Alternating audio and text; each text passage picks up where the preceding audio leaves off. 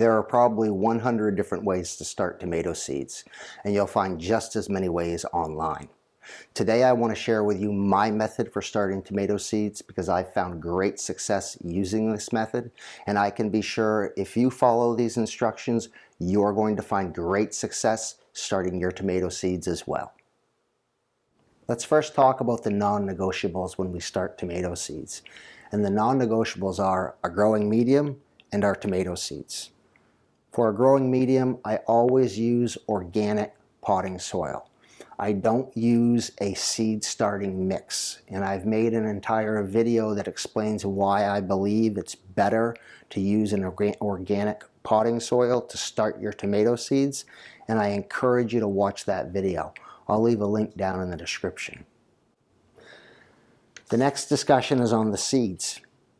Now you may be thinking, if this is the first time you've started tomato seeds, you're going to go online and buy 5 or 6 different heirloom variety types, and you're going to have an heirloom tomato garden, and that is a bit risky. I highly suggest that you grow a mix of heirloom tomato seeds and hybrid tomato seeds. And the reason for that is heirloom tomato seeds can be more susceptible to disease, and it would really be a shame if you chose only heirlooms. Midway through your growing season, they all got fusarium wilt and they all died, and you had no tomatoes at the end of the season. Instead, I'd suggest getting a mix. Buy some hybrids. A great resource is to go to johnnyseeds.com. You can search through tomato seeds, and you can even select tomato seeds based on the diseases that they were bred to resist. So you could look up the diseases that you have in your area, and you can filter through the seeds on that website for those seeds that are bred to resist that specific disease. The first step in the process is to moisten our organic potting mix. We don't ever want to put dry potting mix into a container, put a seed in, put a little bit more dry mix on top, and then try to water that mix. It's not going to take the water up well. It's going to pool up on top. The seed's going to float everywhere around. Potting mix has a lot of peat moss in it, and although peat moss is great at retaining moisture, it takes a little bit of work at first to get all that water into that peat moss. So what you want to do is take some dry potting mix, add some water, mix it around till it's about the consistency of a brownie mix. And what you want to do is grab a handful and squeeze it, and you should see just a few drops come out like that.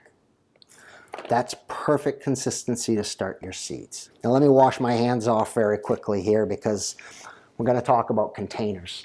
Now containers, you could use anything you like. You could use toilet paper rolls cut in half, and you could put those in a Tupperware dish and fill those with moistened soil and start your seeds with those. But what I'm recommending today is you use these standard 6-cell seed starting trays. They cost around $6 for 24 of these trays, and they're even less expensive if you could find them at your local nursery. The other thing that I use when I start my seeds is a 10 by 20H seed starting flat like this. These 6-cell seed trays are designed to go right in this, fit right underneath your lights. It will collect any water on the bottom that goes through your seed cell starting trays, and they're reusable year after year. Next step in the process, we're going to take our 6-cell seed tray. We're going to fill it like that with soil. Then take your index finger and gently, not too hard, just push down each cell until you've got it firmed down on the bottom. Next step is to take some more potting soil, drop it over the top, and just wipe it away like that. Pat it down gently, and we're ready to make some indentations and to put our seeds in our 6-cell seed tray. The next tool that I use when I'm starting my seeds is a regular pencil. The eraser end of a pencil is 1/4 inch in depth, and I use that eraser end to put 2 indentions in each one of these cells, just like this. That eraser end makes sure that I don't go too deep or too shallow, and just gives me a little bit more reassurance when I'm putting these indentions in that I'm doing it correctly. What I do now is I just put a single seed in each one of those little indentions. So I have 2 seeds per cell, 12 seeds per one of these 6-cell seed starting trays.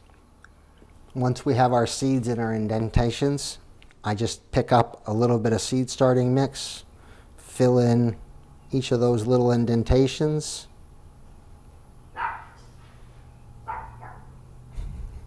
You guys hear Jolie outside? Gently tap it down. There you go. It's always good practice to label each of your trays right after you put your seeds in. Rather than waiting until the end and then getting some of your trays mixed up, good idea just to do it right after you finish putting your seeds in. Go ahead, wash your hands off, dry them off, and write your label.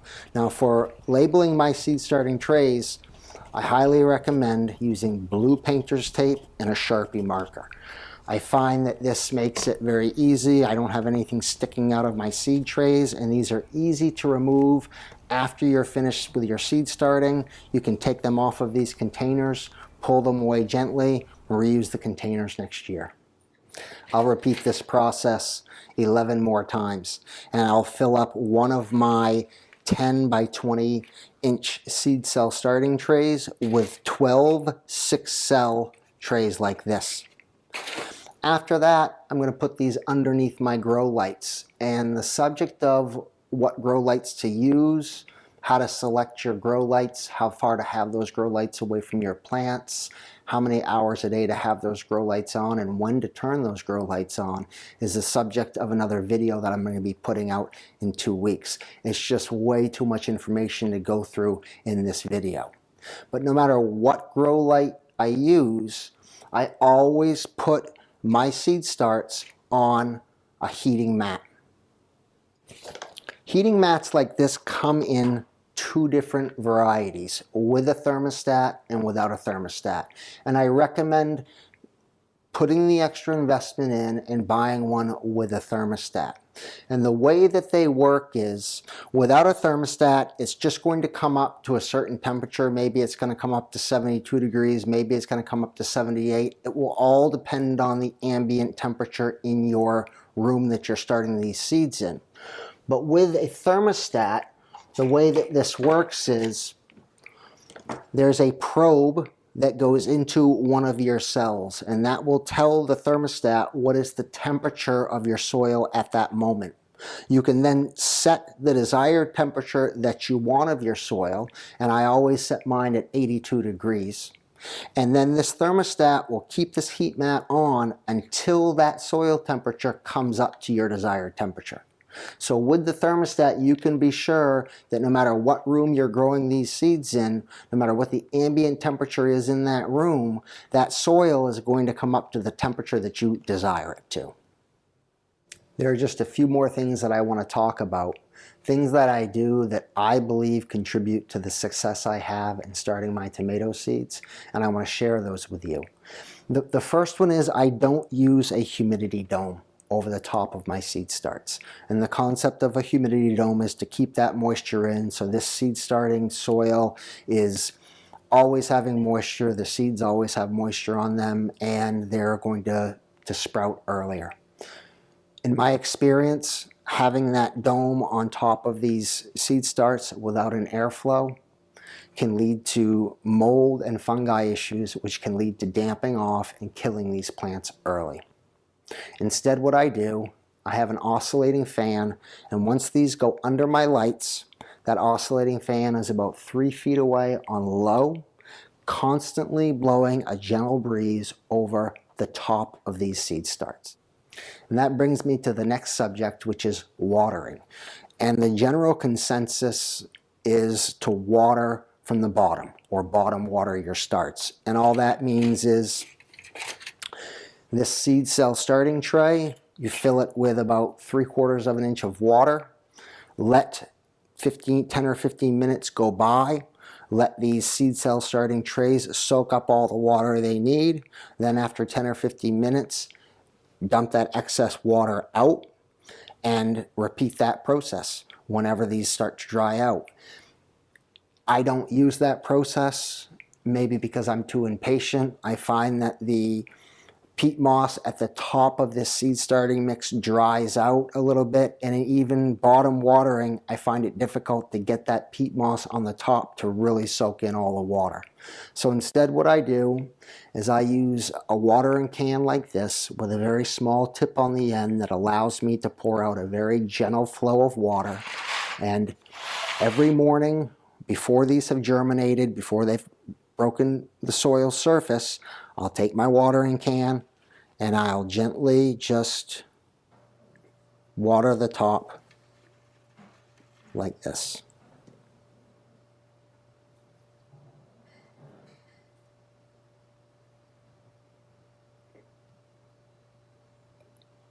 And I'll do that until I see some water dripping out through the bottom. I know I've gone all the way through my seed cell starting tray. I'll put them back under the lights, and then I'll check again the following morning.